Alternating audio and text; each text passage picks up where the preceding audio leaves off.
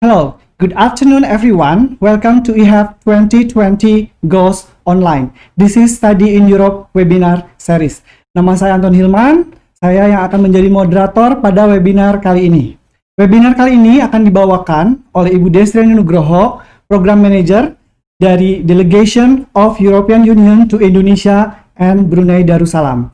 Yang kedua, Mas Hanif Falah. Mas Hanif adalah lead dari Erasmus Mundus Association Country Representative for Indonesia. Yang ketiga, Mbak Zalfa Purata Ayun dari Erasmus Mundus Association Country Representative for Indonesia. Silahkan Anda mengikuti webinar ini dengan baik sampai selesai, karena setelah presentasi kita akan membuka sesi tanya jawab. Di sesi tanya jawab ini, kalian semua bisa menuliskan pertanyaan di bagian YouTube comment section selama presentasi ini berlangsung. Oke, Ibu Destriani dan tim, saya persilahkan. Assalamualaikum warahmatullahi wabarakatuh. Selamat siang semuanya. Selamat bergabung kepada semua pengunjung European Higher Education Fair. Terima kasih Mas Anton Hilman sebagai moderator pada acara siang ini.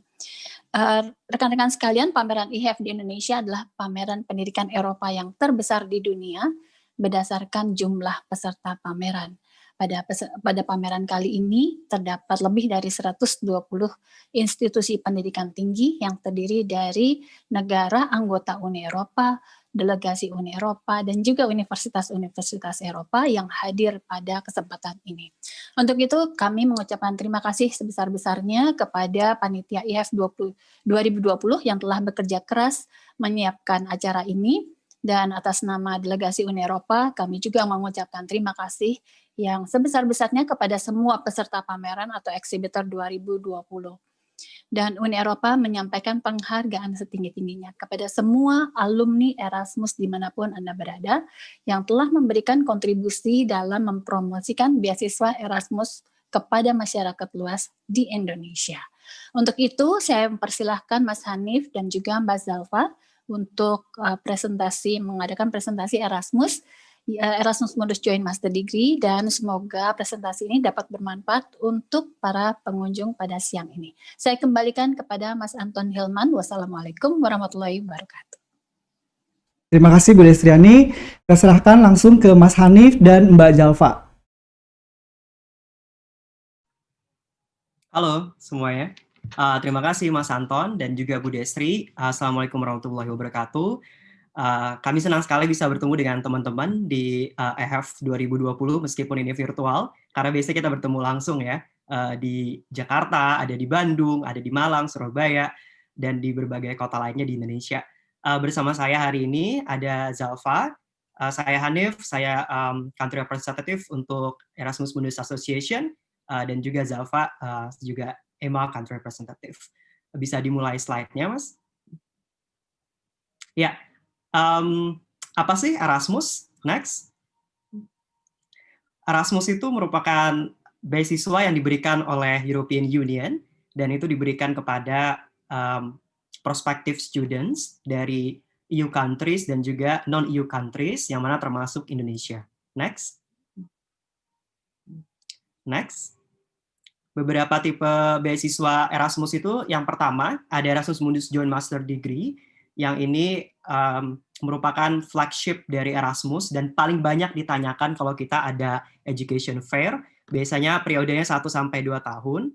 Kemudian ada Marie Sklodowska-Curie Actions, ini merupakan doctoral degree atau PhD, dan 3 tahun. Next. Kemudian kita juga ada Visiting Scholar for Academics or Researcher, maksimal 3 bulan. Lalu ada International Mobility for Students and Staff. Ini merupakan exchange. Kalau dulu teman-teman sering dengar Action 2, itu International Mobility for Student and Staff. Ini yang dulu namanya Action 2, dan ini periodenya 6-12 bulan. Kita paling banyak menerima pertanyaan terkait ini, tapi jawabannya adalah masih sama. Ini diatur oleh kampus masing-masing di Indonesia, sehingga persyaratannya pun berbeda-beda tergantung kebijakan tiap kampus. Jadi kalau teman-teman mau tahu lebih banyak tentang International Mobility for Students and Staff, bisa ditanyakan ke International Relation Office di kampusnya masing-masing. Apakah ada kerjasama atau tidak dengan Erasmus. Next. Sekarang kita ke IMGMD. Next. Ya, apa sih IMGMD itu? Jadi IMGMD ini merupakan konsorsium dari universitas di Eropa, dan minimal teman-teman kalau kuliah mengambil IMGMD ini akan berkuliah di 3 universitas seperti itu, dan ada 130 courses macam-macam dari science, economy, social, culture, dan lain-lain. Teman-teman sebenarnya bisa cek katalognya di MGMD, karena kita banyak banget biasa pertanyaan, ada nggak sih jurusan ini, ada nggak sih jurusan A, B, C, kayak gitu. Nah, karena coursesnya in nature itu bisa berubah-ubah tiap tahun, ada penambahan, ada juga pengurangan, lebih baik teman-teman sebenarnya cek katalognya di link itu, atau bisa langsung Google aja Erasmus Mundus katalog di Google, biasanya langsung keluar kok link yang memuat tentang 130 courses dari Erasmus ini. Nah, courses ini juga nanti akan dijelaskan berikutnya ada berbeda karena akan ada konsorsium dan lain-lain. Biasanya periode belajarnya itu 1 sampai 2 tahun, dan kalau 1 tahun tuh 60 ECTS, kalau 2 tahun tuh 120 ECTS. Jangan takut kalau bingung. Teman-teman kalau pengen tahu apa itu ECTS, sebenarnya bisa dicek juga di Instagram kita @erasmusplus.id. Di situ ada penjelasan tentang ECTS itu apa. Next. Kemudian kita masuk ke Marie Sklodowska-Curie Excellence untuk doctoral degree, dan ini sama seperti yang master juga, ada konsorsium, dan juga ada di sini ada 8 courses. Untuk periodenya itu sekitar 3 tahun. Teman-teman juga bisa cek di link yang ada di layar. Karena kalau untuk doctoral degree, biasanya mereka juga punya persyaratan yang berbeda dari satu courses ke courses lain, sehingga harus dicek. Sama seperti master tadi juga, bukanya kapan itu juga biasanya berbeda-beda tergantung konsorsium. Namun biasanya generalnya itu buka di bulan September, Oktober, biasanya Oktober, terus November, sekarang itu udah bulan-bulannya buka nih. Jadi pas banget buat teman-teman yang hadir sekarang, bisa dicek langsung katalognya di ketik aja Erasmus Mundus katalog, nanti keluar kalau diketik di Google. Next. Visiting Scholar. Next. Kalau visiting scholar ini teman-teman ada area-area yang teman-teman tuh udah istilahnya spesial ya, spesifikasi kayak gitu, dan biasanya teman-teman bisa lihat juga di linknya di IMGMD katalog, karena kalau untuk visiting scholars juga ada set of requirements yang berbeda, dan biasanya teman-teman tuh udah tahu misalnya, oh saya pengennya di area ini, di area B, C, atau D gitu. Jadi for the information sebenarnya teman-teman bisa cek juga di katalognya. Next. Right. Ini Zalfa, silakan. Iya, baik. Terima kasih Mas Hanif atas penjelasannya di awal. Sudah sangat lengkap. Nah, sekarang kita masuk ke contoh skemanya ya. Jadi, untuk Erasmus ini, skemanya itu menarik sekali, berbeda dengan scholarship pada umumnya. Jadi, kalau Erasmus ini untuk S2, S3, itu tidak hanya di satu universitas, tidak hanya di satu negara, tapi juga minimal di 2 negara dan 2 universitas yang berbeda. Jadi skemanya seperti ini. Misal di semester 1, teman-teman akan masuk di Belgia, atau kalau di sini contohnya di Belanda. Kemudian di semester 2, nanti teman-teman akan pindah lagi ke Paris atau Prancis. Kemudian di semester 3, pindah lagi ke Belgium. Seperti itu contoh skemanya. Ini hanya contoh. Nah, kita masuk lagi ke contoh berikutnya. Next. Nah, misal pada program Erasmus Mundus Masters in Journalism, Media and Globalization, itu first year-nya di Aarhus University and Danish School of Media and Journalism Denmark. Kemudian second year-nya ada spesialisasinya, tergantung teman-teman mau mengambil spesialisasi apa, mau mengambil jurusan apa, mau fokus kemana. Yang pertama ada War and Conflict di Swansea University. Kemudian kalau teman-teman mau di jurusan atau di spesialisasi yang berikutnya ada di Business and Finance, itu di London. Kemudian atau teman-teman bisa memilih juga Media and Politics di Amsterdam, atau teman-teman juga bisa memilih Journalism and Media Across Culture di Hamburg. Jadi tergantung teman-teman mau masuk ke spesialisasi yang mana, nanti akan ada skemanya, yang mana itu di negara yang berbeda pula dan di universitas yang berbeda pula, seperti itu. Next, contoh selanjutnya. Nah, contoh selanjutnya ini ada European Masters Program in Agriculture, Food, Environmental Policy Analysis. Nah, specialization-nya itu ada di Agri-Food and Trade Policy, Environmental and Natural Resources Policy, Agribusiness, Market and Consumer Research, atau di Development Policy. Jadi, teman-teman bisa pilih mau di spesialisasi yang mana. Kemudian nanti di first year-nya ada di Bonn, Germany, atau kemudian second year-nya ada di Belgium. Jadi untuk second year-nya tergantung spesialisasi yang teman-teman pilih, itu pasti di negara yang berbeda. Karena Erasmus ini programnya memang seperti itu. Jadi minimal di dua universitas yang berbeda, atau bisa lebih dari dua universitas yang berbeda gitu. Bahkan dulu pernah ada di 7 universitas yang berbeda selama 2 tahun program S2 gitu. Jadi nanti gimana ijazahnya? Nah, ijazahnya itu namanya joint degree. Gelarnya itu namanya joint degree. Jadi satu ijazah akan ditandatangani oleh beberapa universitas dan akan ditandatangani oleh beberapa rektor juga gitu. Dan biasanya beberapa program setiap universitas pasti ada sertifikat atau ijazahnya juga gitu. Selain ijazah yang satu kemudian ditandatangani di beberapa universitas, ada pula nanti di first year, misalnya di Bonn, di Germany, nanti mengeluarkan ijazah juga. Kemudian yang di second year, yang di Belgium juga mengeluarkan ijazahnya juga seperti itu. Dan untuk gelarnya hanya satu, itu yang disebut joint degree gitu. Next. Ya, ini masih contoh juga, masih di jurusan yang sama, program yang sama, yaitu Agriculture, Food and Environmental Policy Analysis. Jadi di sini partner universitasnya ada di Italia, Germany, Sweden, and Belgium gitu. Kemudian partner universitasnya ada di Chile, Spain, dan di Kenya. Jadi nanti kalau mau ada internship atau summer school ataupun misalnya mau ada research gitu ya, itu bisa apply di Chile, Spain, atau Kenya gitu. Jadi kemungkinan untuk memilih negara untuk research ataupun internship di luar Uni Eropa itu memungkinkan gitu. Bahkan dulu ada yang sampai ke US seperti itu kan untuk research dan internship-nya gitu. Jadi tergantung partner university-nya ada di negara mana saja, itu bisa memungkinkan di luar Uni Eropa seperti itu. Tapi untuk perkuliahannya itu pasti di negara yang tergabung dalam Uni Eropa. Next. Nah, who is eligible to receive the scholarship? Yang pertama non-EU citizens, seperti kita ini orang yang citizens-nya Indonesia yang WNI gitu ya, itu pasti bisa untuk mendaftar ke Erasmus. Kemudian not registered as citizen in any EU countries.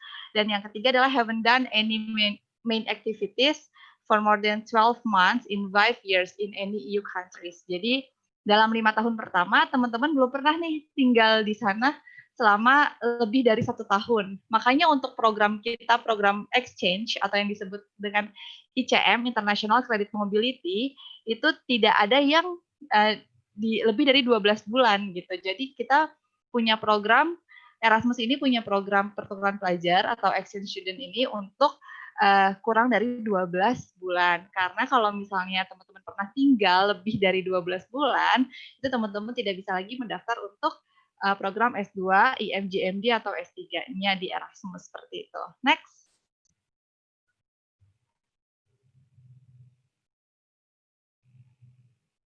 Ya, next. Oke. Nah, untuk tuition fee-nya, teman-teman nggak perlu khawatir. Semuanya dibiayai oleh Uni Eropa. Baik banget ya. Jadi, teman-teman tinggal bawa diri dan bisa belajar sambil traveling di sana. Dan yang pertama, tuition fee-nya itu 18.000 euro. Jadi, untuk tuition fee langsung ditransfer ke university-nya masing-masing. Tidak ditransfer ke bank account kita.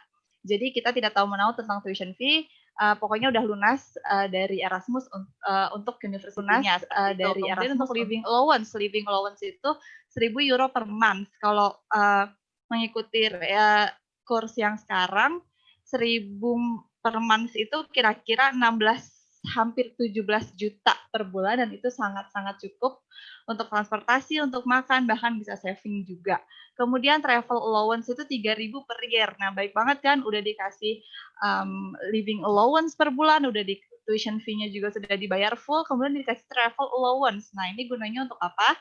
Karena teman-teman akan pindah setiap semester ke negara yang berbeda, sehingga kan teman-teman butuh lagi untuk apply residence permit atau untuk apply ke apartemen, yang mana itu membutuhkan biaya lagi, atau untuk tiket pesawat pindah negara seperti itu kan pasti butuh biaya lagi. Kalau apartemen pasti di awal ada deposit, sehingga harus butuh biaya tambahan lagi. Jadi Erasmus juga sudah mengcover itu 3.000 euro per year gitu. Atau kalau teman-teman mau traveling boleh, asal tidak mengganggu kuliah seperti itu. Kemudian settlement allowance itu 1.000 euro dibayarkan hanya sekali sebelum berangkat, itu 1.000 euro. Nah, kemudian untuk doctoral degree-nya, untuk S3 tuition fee-nya 18.000 euro, sama seperti S2. Kemudian living allowance-nya lebih tinggi dibandingkan S2, yaitu 1.600 euro per month. Kemudian travel allowance-nya masih sama, 3.000 euro per year, dan settlement allowance-nya sama juga 1.000 euro, hanya dibayarkan di awal ya sebelum berangkat. Kemudian visiting scholar-nya itu sangat besar ya, untuk allowance-nya itu 14.800 euro per person per 3 bulan. Next. Nah, untuk basic requirement-nya, yang pertama itu ada CV, seperti biasa ya, itu standar CV, tapi untuk beasiswa Erasmus ini, CV-nya khusus, yaitu Europass version. Jadi teman-teman tinggal googling aja Europass CV. Nanti di situ ada template-nya, kemudian tinggal di-download template-nya, diisi-isi aja gitu ya. Jadi udah ada template-nya lengkap. Nah, kemudian yang kedua, English Proficiency Test itu kita prefer pakai IELTS. Kemudian yang IELTS kalau mau aman 7 aman, walaupun ada beberapa program yang mungkin minimum 6 itu juga udah bisa, tapi kalau mau aman ya lebih dari 6 gitu ya, tergantung programnya. Nanti dicek aja di website. Tadi yang seperti Mas Hanif bilang, tinggal di googling aja EMJMD katalog. Nanti kemudian itu ada pilihan program studinya atau pilihan course-nya. Kemudian di setiap course itu ada link-nya masing-masing, dan di setiap link itu nanti ada requirement-nya, ada penjelasannya, sehingga nanti teman-teman bisa lihat di situ ya, minimum TOEFL atau minimum IELTS-nya berapa. Dan kalau misalnya memang ada requirement atau berkas tambahan yang dibutuhkan, nanti akan dijelaskan juga di situ, berikut dengan skema perjalanan teman-teman dari awal sampai akhir akan kemana aja, di negara mana aja, di universitas mana aja, dan kemudian ada isi TS-nya berapa, dan kemudian mata kuliahnya apa aja, itu ada semua di website-nya, seperti itu ya. Nah, kemudian yang ketiga adalah diploma, ijazah ya, ijazah yang sudah ditranslate ke bahasa Inggris. Kemudian recommendation letter, itu siapin minimal 2 ya, dari akademisi, dari dosen atau dari dekan, boleh pokoknya dari dosen yang memang mengenal kalian. Kalau misalnya teman-teman yang udah kerja gimana? Oke, bisa dari atasannya, dari supervisornya, bisa dari manajernya, bisa seperti itu. Nah, tapi minimal 2, dan aku sarankan salah satunya harus ada dari akademisi ya. Kemudian yang 5, motivation letter. Motivation letter itu teman-teman nggak perlu panjang-panjang nulis tentang diri kalian, nggak perlu panjang-panjang nulis tentang cita-cita kalian, tinggal tulis aja yang singkat, padat, jelas, karena kalau terlalu panjang juga takutnya nggak akan dilihat, dan orang sana seleksinya itu ya lihat dari kejelasan goal-nya dia apa, setelah lulus mau apa, dan selama di sana harapannya mau belajar apa aja gitu. Dan itu maksimal 2 halaman itu sudah sangat cukup ya, maksimal 2 halaman, kalau bisa nggak perlu lebih dari 2 halaman, seperti itu. Next.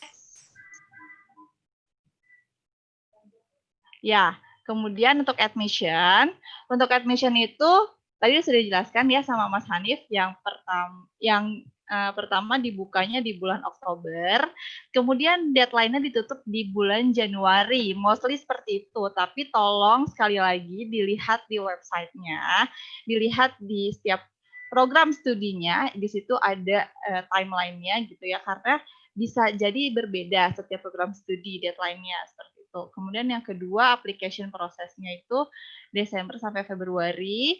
Kemudian approval-nya nanti akan dikirim ke email teman-teman masing-masing, itu di bulan April atau Mei, announcement-nya di bulan Mei, maksud saya tadi announcement-nya akan dikirimkan ke email teman masing-masing, kemudian departure-nya itu bulan Agustus atau September. Biasanya sebelum departure kita ada kumpul dulu untuk menjelaskan persiapan keberangkatan dan gambaran kalian di sana bakal ngapain aja, bakal seperti apa kehidupan di Eropa. Biasanya sebelum departure kita ada acara untuk kumpul bersama alumni dan awardee seperti itu.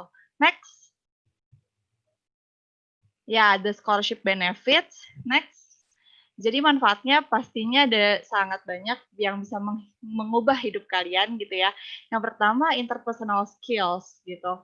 Yang kedua broader academic experiences sudah pasti, terus learning new language. Nah, karena kita berpindah-pindah negara, memungkinkan kita untuk belajar bahasa lokal, dan itu tidak wajib karena ketika di kelas, ketika kita kuliah itu pakai bahasa Inggris pengantarnya. Namun kalau misalnya teman-teman mau ngambil course bahasa lokal itu biasanya disediakan oleh kampusnya. Nanti akan masuk ke ICTS-nya ataupun nanti ada course khusus dan biasanya sih gratis ya di beberapa negara gitu untuk mempelajari bahasa lokal. Tapi jangan khawatir, kalian tidak perlu menguasai bahasa lokal karena ketika belajar pengantarnya pakai bahasa Inggris. Seperti itu. Next. Oke, graduate with dual degree or joint degree. Jadi ada juga yang double degree, tapi mostly di Erasmus ini programnya itu gelarnya satu yang disebut dengan joint degree seperti itu. Kemudian no commitment after graduation. Nah, ada beberapa scholarship mungkin yang kita dengar selain di Erasmus harus ada keterikatan dengan negaranya, dengan pemerintahannya gitu, seperti itu, harus balik ke negara asal seperti itu. Sedangkan kalau di Erasmus itu tidak harus kembali ke negara asal, bahkan ada beberapa alumni kita bekerja di Eropa dan tinggal di sana gitu setelah lulus, itu tidak masalah. Itu didukung oleh Erasmus gitu, karena kami beasiswa dari pemerintah Eropa seperti itu. Kemudian traveling while studying itu yang biasa ditunggu-tunggu oleh para awardee, bisa jalan-jalan sambil belajar karena tuition living allowance yang sangat memadai sehingga kita bisa saving dan bisa jalan-jalan juga. Oke, terima kasih dari saya dan Mas Hanif. Kurang lebihnya mohon maaf, and ya, thank you. Bisa teman-teman tanya kalau masih ada yang kurang jelas. Terima kasih. Baik, terima kasih untuk Ibu Destriani, Mas Hanif, dan juga Mbak Zalfa. Berikut ada pertanyaan. Yang pertama, untuk program IMJMD Master Degree, apakah terpisah dengan beasiswanya? Atau apakah untuk mendapatkan beasiswanya ada seleksinya lagi? Silahkan dijawab. Zalfa, aku yang jawab. Ya, bisa. Sekalian ya, thank you Mas Anton. Itu juga termasuk FAQ ya, frequently asked question. Jadi kalau di Erasmus sistemnya teman-teman cuma daftar di konsorsium saja. Kalau teman-teman bisa akses linknya, yang katalog itu nanti akan diarahkan ke link masing-masing konsorsium. Nah, di link konsorsium itu nanti akan ada petunjuk daftarnya di website tersebut, dan teman-teman cukup daftar di situ saja. Jadi ketika sudah daftar di konsorsium itu, teman-teman tidak perlu daftar kampus lagi, tidak perlu daftar beasiswa lagi, itu otomatis sudah semuanya kayak gitu. Jadi teman-teman pastikan maksimal mendaftar 3 ya. Jadi akan jatah kuotanya itu 3 dari Uni Eropa buat teman-teman mendaftar. Jadi pastikan teman-teman maksimalkan kesempatannya, opportunity-nya sama aja mau daftar 1, 2, sama 3. Jadi kalau 3 kan lebih besar chance-nya untuk dapat beasiswa ya. Jadi kalau bisa didaftar 3-3-nya itu lebih bagus. Nah, pertanyaannya juga ada tuition fee-nya gimana? Itu dibayarkan oleh Uni Eropa, jadi teman-teman tidak perlu khawatir ketika teman-teman dapat konfirmasi kalau dapat beasiswa, otomatis teman-teman tinggal berangkat aja gitu. Jadi semua tuition fee-nya dibayar, nanti dapat 1.000 euro per bulan, kayak itu otomatis aja sih. Jadi nggak akan ada lagi yang namanya teman-teman mengurus administrasi gitu. Itu sih. Baik. Terima kasih Mas Hanif. Mbak Jalfa, ada yang mau ditambahkan? Atau kita lanjut ke pertanyaan berikutnya? Ya, udah jelas kok, lanjut aja Mas. Sudah jelas. Baik. Pertanyaan selanjutnya ini ada yang menarik pertanyaannya. Yang pertama, saya kasih 2 pertanyaan saja ya. Yang pertama, apakah pegawai negeri sipil bisa mengajukan untuk beasiswa ini? Yang kedua, apakah ada batasan usia ketika kita mau mengajukan beasiswa Erasmus Plus ini? Terima kasih. Ya oke, bisa aku jawab ya Mas ya. Jadi untuk Silahkan. PNS itu bisa mendaftar ke Erasmus karena dulu saya di Finland, kebetulan ada temen juga dokter, itu dia PNS di Indonesia, kemudian dia berangkat ke sana bisa mendapatkan beasiswa Erasmus, tinggal izin cuti belajar gitu kan bisa ya. Kemudian yang kedua untuk batasan umur, bagusnya di Erasmus tidak ada batasan umur sama sekali, bahkan terakhir ada yang umur 70 atau 80 tahun ya Mas Hanif ya, itu keterima di Erasmus gitu. Bahkan ya seorang ya udah kakek-kakek gitu masih bisa diterima di Erasmus karena semangat belajarnya tinggi. Jadi tenang aja, mau dan bahkan tidak ada batasan berapa kali mendaftar gitu.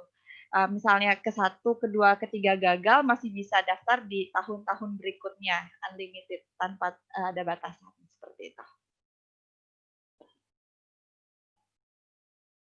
Baik, terima kasih Mbak Zalfa dan Mas Hanif. Pertanyaan selanjutnya, apakah ada tambahan tuition fee ketika kita sebagai awardee membawa keluarga ke sana?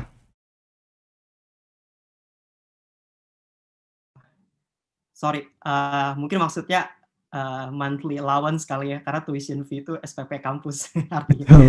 Mungkin pertanyaannya ke situ, lebih ke living allowance ya. Iya, living allowance ya. Nggak ada tambahan sih Mas, kalau living allowance sama sih. Jadi mau bawa keluarga, mau sendiri itu sama 1.000 euro. Dan di kota manapun sama, mau itu di Paris, mau itu dapatnya di London misalnya, atau di Milan, atau di kota kecil gitu, sama aja semuanya. Baik. Pertanyaan selanjutnya, karena kita masih ada banyak waktu ya, ini mungkin untuk Ibu Destriani. Apakah benar tahun ini, Bu, ada beberapa program yang tidak menerima pendaftaran karena pandemi? Halo, Mas Anton, bisa dengar saya? Iya, Bu Desti, saya dengar. Iya. Gimana, Bu? Tidak ada sampai dengan saat ini semuanya berjalan sesuai dengan rencana. Untuk tahun 2020 tahun ini, maaf, ada beberapa pelajar yang memang ditunda keberangkatannya hingga tahun 2021. Tetapi dari 60 pelajar yang mendapatkan beasiswa Erasmus tahun 2020, mungkin hanya sekitar 2 atau 3 orang yang keberangkatannya ditunda oleh universitas di tahun 2021. Karena Eropa ini tertutup untuk turis, tetapi terbuka untuk kategori tertentu dan termasuk di dalamnya adalah student. Jadi Eropa menerima student dari seluruh dunia dengan menerapkan protokol yang kesehatan yang ketat dan juga karantina ketika mereka datang, tetapi pelajaran di universitas di Eropa tetap berlangsung, jadi tidak berubah. Over to you, Mas Anton. Baik, terima kasih Bu Destriani. Selanjutnya ini untuk Mbak dan Masnya. Ada pertanyaan, apakah di Indonesia ada semacam alumni association yang dimana para partisipan webinar kali ini bisa melakukan kontak untuk menanyakan lebih lanjut mengenai program Erasmus Plus ini? Terima kasih. Silakan, Mas Hanif sama Mbak Jalfa. Ya, thank you Mas Anton. Kita ada Instagram ya. Jadi di situ pusat informasi semuanya kita update. Juga kalau misalnya ada pertanyaan bisa di DM ke kita di situ. Handle-nya @erasmusplus.id. Itu Mas Anton. Baik. Nanti saya chat juga deh di komen YouTube. Boleh, ya, boleh. Ya. Selanjutnya, pertanyaan, apakah ada kesempatan mendaftarkan visa untuk mencari kerja setelah lulus S2? Ya, untuk para awardee IMGMD itu punya privilege untuk mendapatkan visa kerja setelah lulus itu akan mendapatkan visa bekerja maksimal sampai dengan 3 tahun setelah tahun kelulusan. Misalnya lulus tahun 2020 sehingga nanti dapat visa kerja sampai dengan tahun 2023. Nanti lewat dari 2023 kalau misalnya teman-teman tidak mendapatkan kerja juga di sana, maka visa kerja juga tidak akan berlaku lagi seperti itu. Jadi disupport oleh Erasmus untuk mendapatkan pekerjaan di Eropa seperti itu. Baik, jadi sangat memungkinkan ya untuk mendapatkan visa mencari kerja setelah lulus S2. Pertanyaan selanjutnya, bagaimana peluang diterimanya pekerja swasta dibandingkan dosen atau PNS atau peneliti? Mungkin Ibu Destriani bisa membantu menjawab. Aku mau balas, ya aku jawab ya.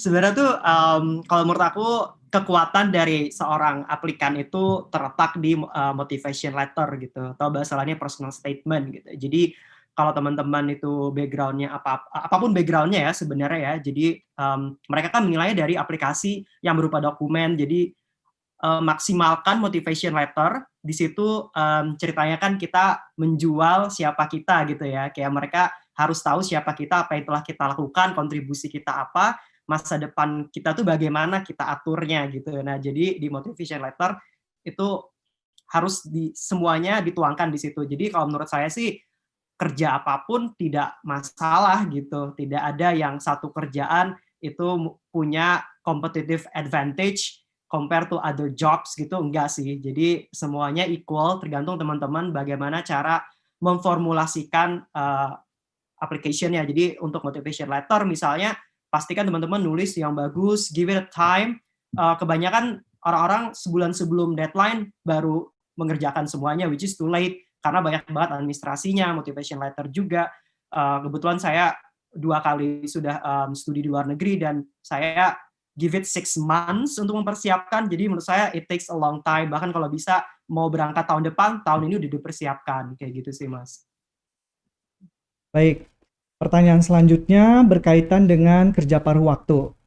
Tadi kan di presentasi, misalkan programnya 1 semester di Paris, semester kedua pindah ke negara lain, seperti itu. Nah, untuk bekerja paruh waktu dengan beban studi juga yang harus selesai di semester tersebut, itu memungkinkan tidak dilakukan dengan status Anda berdua sebagai penerima beasiswa Erasmus Mundus ini?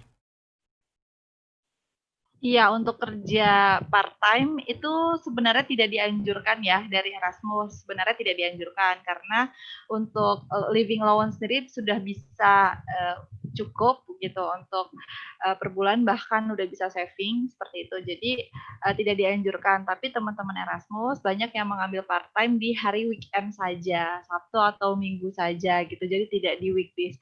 Mungkin memang ada yang di weekdays, tapi sebenarnya itu tidak dianjurkan dari Erasmus untuk mengambil part-time yang mana akan mengganggu akademik gitu. Seperti itu. Jadi untuk kerja paruh waktu mungkin bisa di weekend saja seperti itu. Untuk Mas Hanif mungkin ada pendapat lain? Sama. Baik, terima kasih jawabannya.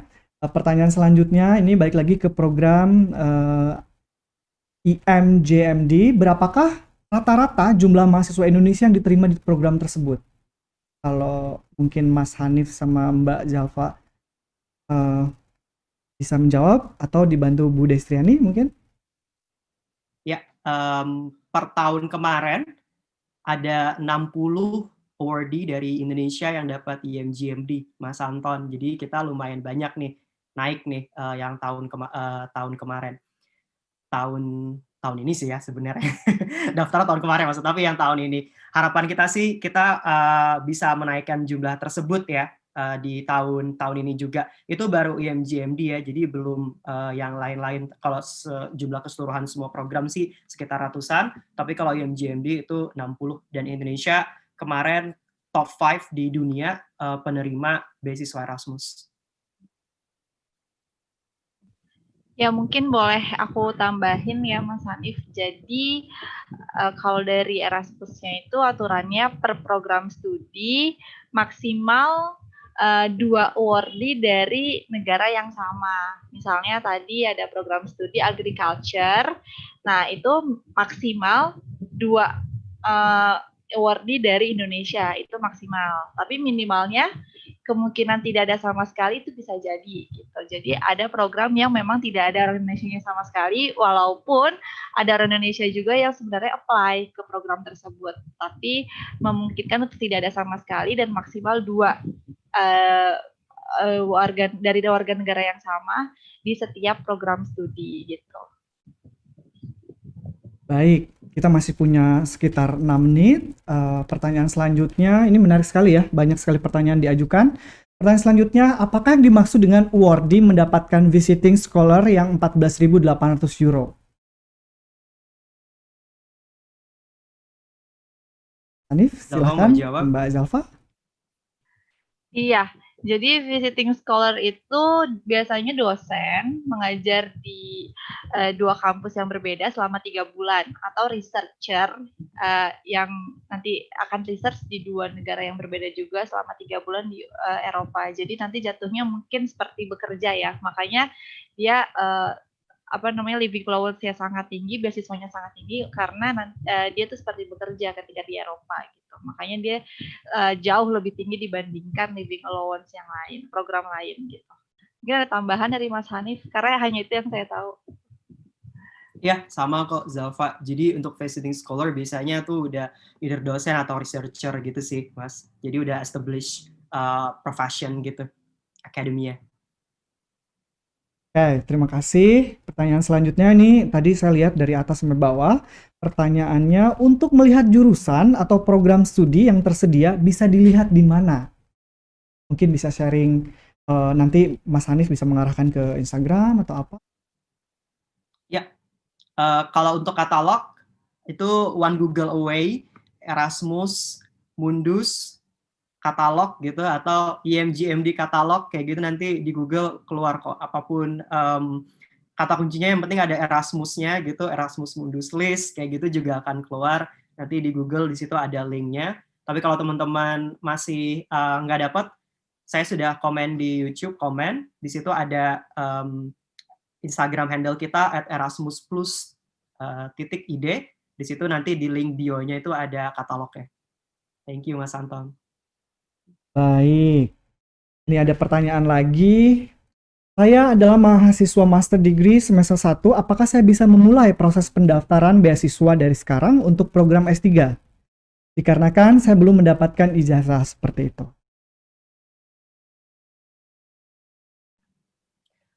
Zalfa? Gimana Mas? Ya. Tadi dia mahasiswa Putus-putus ya? Mahasiswa master semester 1, dia boleh tidak melakukan pendaftaran untuk S3-nya mulai dari sekarang? Oke, jadi untuk semester 1 masih belum boleh daftar untuk S3-nya. Jadi nanti ketika nanti sudah di semester 4, di semester akhir, atau sudah sedang menyusun tesis, itu bisa daftar, tapi dengan catatan ada surat keterangan dari kampus bahwa dia pasti akan lulus di bulan Juni atau di bulan Juli misalnya, dan kemudian akan ada ijazahnya menyusul nanti gitu.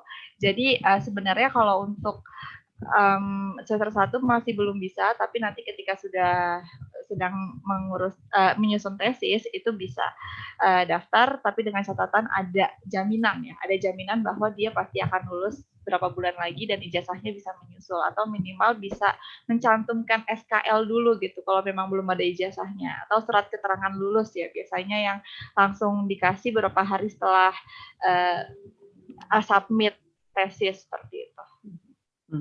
Nambahin Mas Anton boleh? Ya, silakan. Ya, jadi juga ada beberapa kasus teman-teman awardee kita yang ketika dia daftar IMGMD yang Erasmus Masters Degree, dia statusnya masih semester akhir S1, dia daftar, tapi ada persyaratan bahwa mereka harus menyertakan ijazahnya nanti itu di sekitar bulan Juni gitu. Jadi teman-teman pastikan kalau memang percaya diri akan lulus sekitar Juni, atau persyaratannya nanti ada di website itu kapan harus menyerahkan ijazahnya atau surat keterangan lulusnya. Nah, maka bisa daftar. Tapi biasanya semester akhir sih sudah, Mas. Seperti itu. Thank you. Baik, terima kasih untuk Ibu Destriani Nugroho, Mas Hanif Fala, dan Mbak Zalfa Purata Ayun untuk presentasinya untuk webinarnya kali ini. Seperti yang tadi Mas sudah jelaskan, boleh menghubungi atau membuka Instagram @erasmusmundusplus.id. Baik, kita sampai di penghujung acara webinar kali ini. Terima kasih dan sampai jumpa di webinar-webinar selanjutnya.